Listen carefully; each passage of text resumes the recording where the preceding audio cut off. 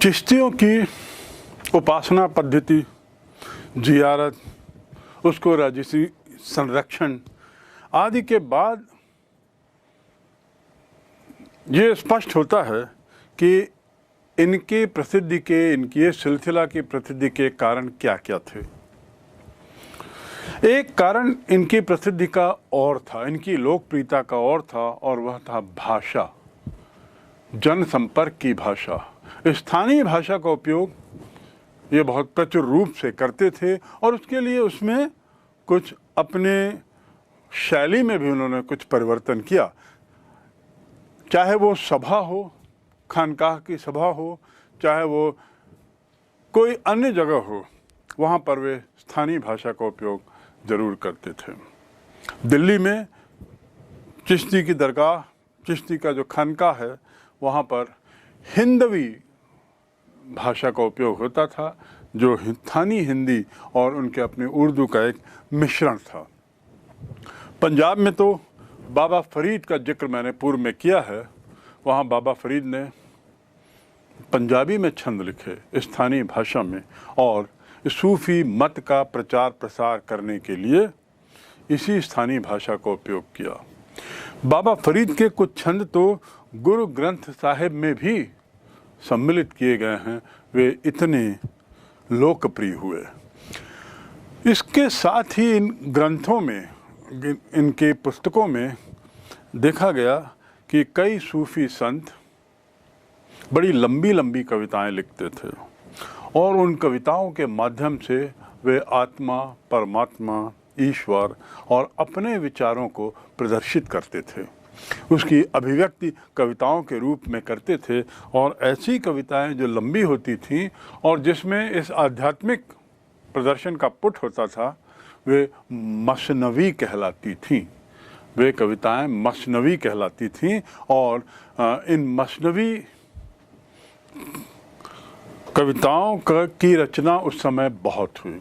उदाहरण के लिए मलिक मोहम्मद जायसी की पद्मावत, ये एक बहुत ही प्रसिद्ध तत्कालीन ग्रंथ है, तत्कालीन काव्य ग्रंथ है, एक तरीके का महाकाव्य है। और इसका प्रमुख विषय था रानी पद्मिनी का चित्तौड़ के राजा रतन सिंह से हुए संबंध पर प्रेम कथा।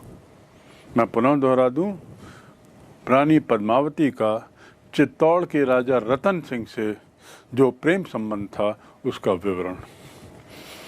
इस कविता में आत्मा और परमात्मा का जिक्र कुछ अलग तरीके से किया गया है, लेकिन निष्कर्ष यही निकलता है कि राजा रतन सिंह को परमात्मा के रूप में दिखाया गया है और संभवतः रानी पद्मावती को आत्मा के रूप में, जो उसमें मिलती है, मिल जाती है।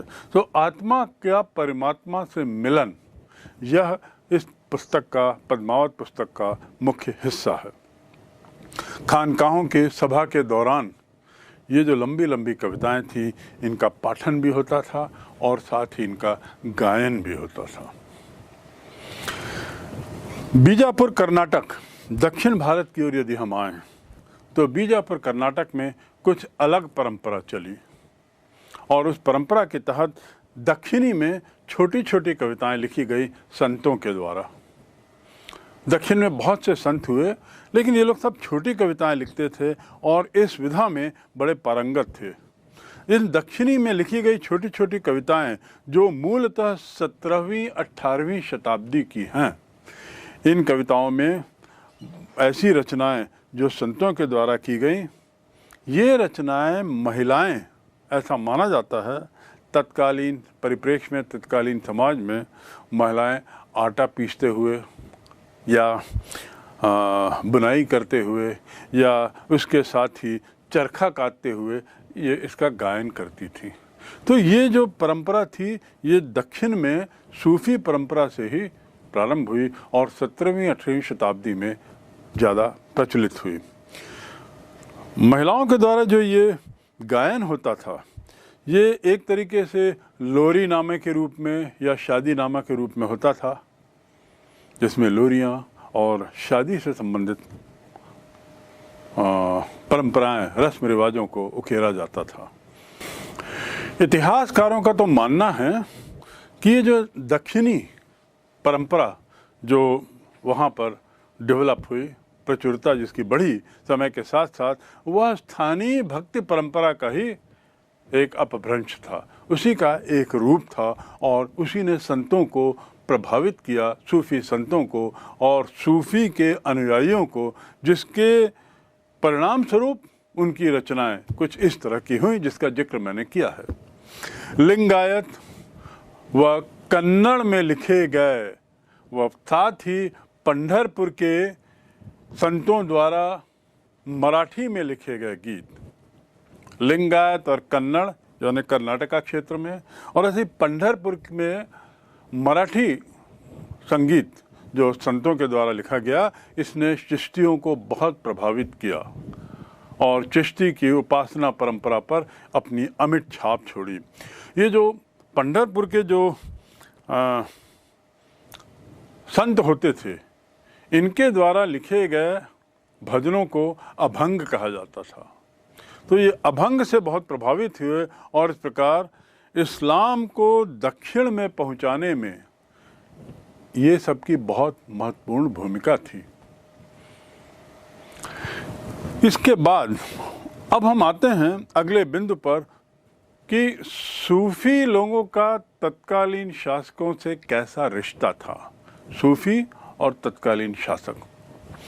हम ये लगातार देख रहे हैं कि सूफियों की सफलता का राज, सूफियों की लोकप्रियता का राज, सूफियों की लोकप्रियता के कारण क्या क्या थे, और उन्हीं कारणों में से एक कारण ये भी था कि उन्हें लगातार राजकीय संरक्षण मिला हुआ था, जिसके बारे में पहले भी जिक्र किया जा चुका है।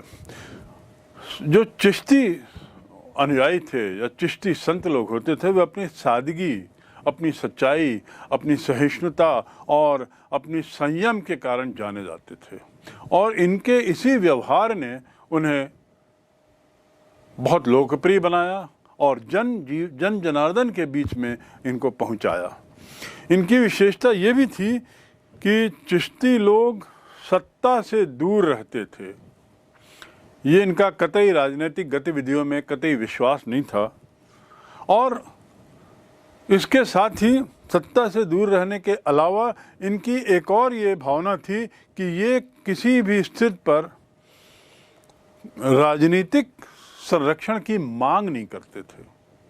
यदि किस प्रकार से किसी सुल्तान ने या शासक ने या शासक वर्ग के लोगों ने कुछ दान किया हो इनाम के रूप में या किसी रूप में, तो वह उन्हें सहर्ष स्वीकार्य होता था। सत्ता से दूर रहने पर बल देने के बाद ये बात स्पष्ट कर दी जाए कि इसका अर्थ ये नहीं था कि वे अलगाववादी थे, या सत्ता से दूर रहने का अर्थ ये ना माना जाए कि वे भरसक कोशिश करते थे कि उससे दूर रहें। ऐसा नहीं था, विपरीत ये देखा गया कि इनके सत्ता से दूर रहने का उद्देश्य था कि स्वयमेव उसमें शामिल नहीं होंगे किसी राजनीतिक गतिविधि में, लेकिन यदि किसी तरह का दान, किसी तरह का सम्मान, किसी तरह का इनाम आदि यदि सिलसिला को, खानकाह को, संत को दिया जाता है तो इसे सहर्ष स्वीकार करते थे। जितनी इसी तरह की भेंट, ऐसे ही भूमि भी, खानकाह की स्थापना के लिए कई राजाओं ने भूमि भी दी कर के रूप में, भूमि भी दी इनाम के रूप में, और यहाँ पर खानकाह बनाए गए। ये बात सुनिश्चित थी कि दैनंदिनी के सामान के रूप में यदि शासक वर्ग या शासक वस्तुएं देते थे तो वे इसे कतई संरक्षित नहीं रखते थे, यानी संरक्षण उनकी भावना में नहीं था। उसे एक जगह उस सामान को एकत्रित कर इकट्ठे करना उनका कतई उद्देश्य नहीं होता था। वे मौका देखते थे कि त्वरित या तुरंत इन सामानों को खानकाह में रहने वालों के लिए, आश्रितों के लिए, अनुयायी पर इसका तुरंत व्यय कर दिया जाए। तो इस प्रकार संग्रहण उनकी कथनी में और न ही करनी में था। दान संबंधी न्यास भी राजा लोग जब स्थापित करते थे तो उसमें भी उनकी ज़्यादा अभिरुचि नहीं रहती थी, लेकिन दान सहर्ष लेने में उन्हें किसी तरह की आपत्ति नहीं थी, बशर्ते यह बिना शर्त हो। इसके साथ ही संत जो थे वे धर्मनिष्ठता व विनम्रता के लिए प्रसिद्ध थे और इनकी धर्मनिष्ठता भी इनकी प्रसिद्धि का दक्षिण भारत में एक कारण बनी। जनता की जो वहाँ की तत्कालीन जनता थी वह इनके चमत्कारिक प्रभाव से बहुत प्रभावित थी, उस पर इनका अटूट विश्वास भी था और इस कारण भी दक्षिण में सूफी परंपरा धीरे धीरे फैलने लगी। इन सब कारणों से जो बताए गए हैं,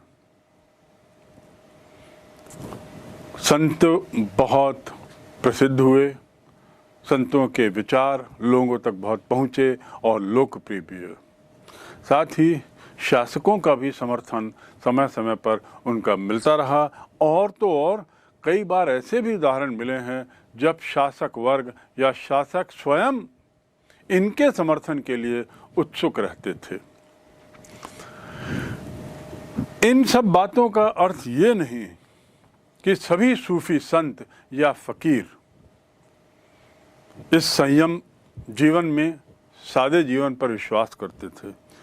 जो बातें मैंने मूलतः बताई ये मूलतः चिश्ती समुदाय, चिश्ती सिलसिला पर लागू थी। सुहरावर्दी सिलसिला इसके विपरीत था।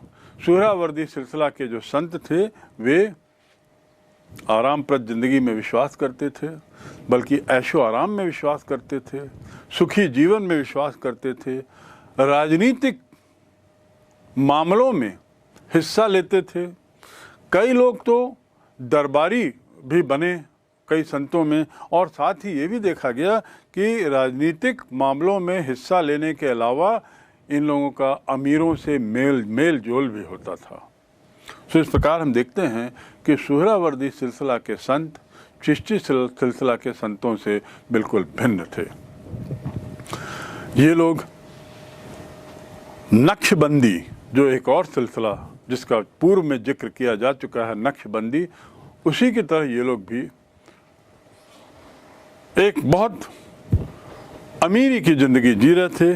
नक्शबंदी के लोग भी उसी प्रकार राजसत्ता से अपने को जोड़े रखते थे और दरबारी पद भी स्वीकार करते थे। सीकरी में जो दरगाह बनी है सलीम चिश्ती की, अकबर के द्वारा बनाई गई। फतेहपुर सीकरी में अकबर के द्वारा सलीम चिश्ती की जो दरगाह है वह इस बात का उदाहरण है कि चिश्ती खानका, चिश्ती सिलसिला और शासक वर्ग के बीच में संबंध कितने घनिष्ठ थे, कितने मधुर थे। शासक वर्ग, शासक और सूफी संतों के रिश्ते मधुर और घनिष्ठ तो थे ही, कुछ मामले में तो ऐसा भी देखा गया कि शासक संतों के समर्थन के लिए लालायित भी रहते थे, उसकी ज़रूरत भी समझते थे और इसीलिए शायद उनके साथ सहयोग भी करते थे और समर्थन की अपेक्षा भी करते थे।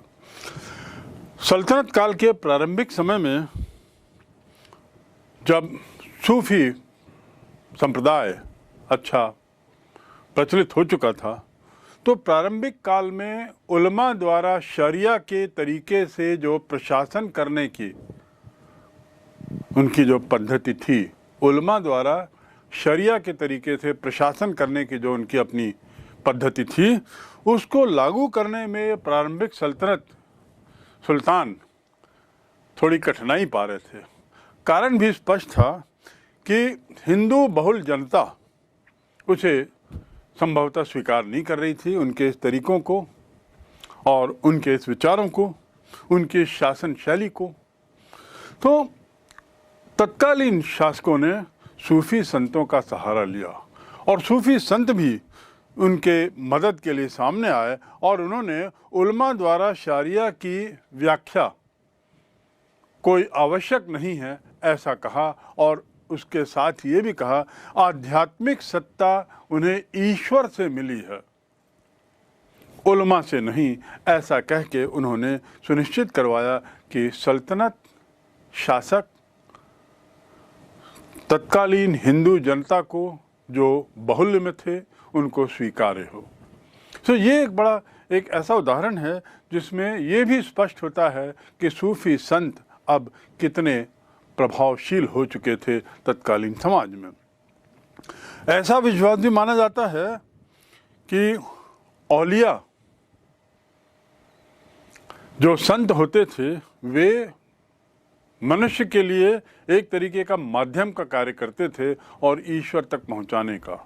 उन्हें इस सांसारिक बंधन से, उन्हें सांसारिक और आध्यात्मिक कल्याण के लिए यह आवश्यक था कि किसी संत का, किसी पीर का अनुयायी बने और औलिया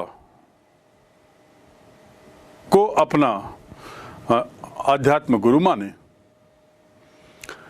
शायद इसी कारण तत्कालीन शासकों ने संतों के दरगाह के आस पास ही अपनी कब्र बनाने का अनुरोध किया था, क्योंकि ऐसे कई उदाहरण मिलते हैं जहां पर ये सुल्तानों के दरगाह, सुल्तानों की कब्र इन दरगाहों के पास ही हैं और खानकाहों के निकट हों। तो ये इस बात का स्पष्ट उदाहरण है कि सूफी संप्रदाय कितना प्रभावशील हो चुका था और तत्कालीन शासक वर्ग कितना इन पर निर्भर था। समकालीन स्रोत में यदा कदा वैसे टकराव का जिक्र भी मिलता है। ऐसे कुछ उदाहरण भी मिलते हैं जिसमें सूफी अनुयायियों, खानकाहों और शासक वर्ग के बीच में किसी तरह का टकराव हुआ हो। खासकर टकराव के मुद्दे जो होते थे उसमें जो पैर छूने की, चरण छूने की परंपरा थी, कदम को चूमने की परंपरा थी, झुककर प्रणाम करने की जो परंपरा थी, इसको लेकर तनातनी होती थी कि आखिर कौन ये करेगा। शिष्य कई बार अपने शेख का बड़े आडंबर पूर्वक उनको कुछ नए संबोधन से भी बुलाते थे, जो कई बार इन शासकों को भी नागवार गुजरता था। शासक वर्ग उसे पसंद नहीं करते थे और कभी कभी ये टकराहट का कारण भी बनते थे, तनाव का कारण भी बनते थे। मुइनुद्दीन चिश्ती, निज़ामुद्दीन औलिया, इनके जो अनुयायी थे, निज़ामुद्दीन औलिया के अनुयायी, ये अपने औलिया को सुल्तान उल मशेख कह के पुकारते थे। सुल्तान उल मशेख अर्थ सुल्तानों का शेख। इतनी बड़ी टाइटल, इतनी बड़ी पदवी से निज़ामुद्दीन औलिया को उनके अनुयायी बुलाते थे, जो शायद तत्कालीन शासक वर्ग को पसंद नहीं था। तो इस प्रकार हमें एक और जहां उनके अच्छे संबंधों के अनेकों उदाहरण मिलते हैं, कभी कभी थोड़ी टकराव की स्थिति भी आई थी, जो एक तरीके से स्वाभाविक भी मानी जा सकती है। इसके पश्चात अब हम बढ़ते हैं सबसे अंतिम बिंदु पर, और वह है जीवन में सूफियों का प्रभाव। वर्तमान जनजीवन में इनका क्या प्रभाव पड़ा। सूफी संप्रदाय, और वह भी राजकीय पोषण के साथ और अपने खुद के उदाहरणों के साथ, संतों के माध्यम से, जहां एक ओर अपने पंख फैला रहा था, उसका प्रभाव बढ़ते जा रहा था, दूसरी ओर इनके बढ़ते प्रभाव का असर तत्कालीन समाज पर भी दिख रहा था, दृष्टिगोचर था। जहां हिंदू समाज ने या तत्कालीन समाज ने इस्लाम धर्म को प्रभावित किया, सूफी धर्म के विचारों ने भी हिंदू धर्म को भी प्रभावित किया और साथ ही इस्लाम धर्म पर भी अपनी अमिट छाप छोड़ी। पहला कारण यदि हम देखें, पहला यदि प्रभाव इसकी बात करें तो इनके संतों की सहनशीलता, सहिष्णुता, संयम जीवन और निर्धनता का जीवन एक बहुत बड़ा उदाहरण था, और जिससे बहुत लोग प्रभावित हुए और उन्होंने अपनी सोच, जीवन के प्रति अपनी सोच बदली। दूसरा परिणाम, उनके उपदेशों के कारण सूफी संतों के जो उपदेश थे, उनके जो विचार थे, उनके जो आख्यान थे, उनके जो आध्यात्मिक बातें थीं, उसका परिणाम ये हुआ कि हिंदू और मुस्लिम या समाज के विभिन्न वर्ग एक दूसरे के निकट आए। ये निकटता जो है उसका कुछ श्रेय इन सूफी संतों को अवश्य जाता है। तीसरा परिणाम कि इस्लाम में भी उदारवादी लोग और गतिशील लोग, उनका प्रभाव ज़्यादा पड़ा। जो एक कट्टरपंथी परंपरा जो उस समय ऐसी दिखने लगी थी, उस पर थोड़ी रोक लगी और उदारवादिता और उसके साथ भाईचारे की नीति और गतिशील विचारों पर, बढ़ते हुए विचारों पर, आगे वाले विचारों पर विश्वास करने वाले इस्लाम धर्म के अंदर इनका दबदबा थोड़ा बढ़ा, इनको और प्रेरणा मिली। चौथा, तत्कालीन बुराइयों का सूफी संतों ने जो सतत विरोध किया, उसका असर ये हुआ कि ये बुराइयां कुछ कम हुई। मुख्यतः शराब पीना, वैश्यावृत्ति और उसके साथ ही दास प्रथा, जो तत्कालीन समाज में पनप ही नहीं रही थी बल्कि बढ़ रही थी, इसका सतत विरोध सूफी संतों द्वारा किए जाने का परिणाम ये कि ये जो बुराइयां थीं ये थोड़ी कम होने लगी, इन पे थोड़ी लगाम लगी। अगला, गरीबों और दुखियों की सेवा करना, जो सूफी संतों के दर्शन का एक अहम हिस्सा था। इसने एक लोगों के मन में कल्याणकारी भावना लाई, सामाजिक कल्याणकारी भावना लाई, लोकोपकारी भावना से समाज को हिला दिया। यह विचार जो उनका था, यह उपदेश था, यह जो भावना थी, इसका असर तो उस समाज में बहुत पड़ा ही था और गरीबों दुखियों की सेवा करने का जो लक्ष्य सूफी संतों ने अपने अनुयायियों के बीच में रखा था, इससे समाज के अन्य वर्ग भी प्रभावित हुए। सूफी संत स्वयं खानकाह में शिक्षा आदि पर काफ़ी बल देते थे। खानकाहों में शिक्षा पर बल दिए जाने का परिणाम ये हुआ कि शिक्षा का प्रचार प्रसार हुआ और शिक्षा के प्रचार प्रसार से ज़्यादा शिक्षित वर्ग अब नज़र आने लगा। संत विद्वान थे, उसके साथ शिक्षा का प्रचार प्रसार हुआ। निश्चित रूप से एक शिक्षित समाज बेहतर समाज होता है और यह उस समय परिलक्षित होने लगा था। अगला बिंदु, इनके जो विचार थे, जो संतों के जो उपदेश थे, संतों के जो आख्यान थे, ये स्थानीय भाषा में थे, स्थानीय छंदों में थे और स्थानीय छोटी छोटी कविताओं के रूप में थे, आदि आदि।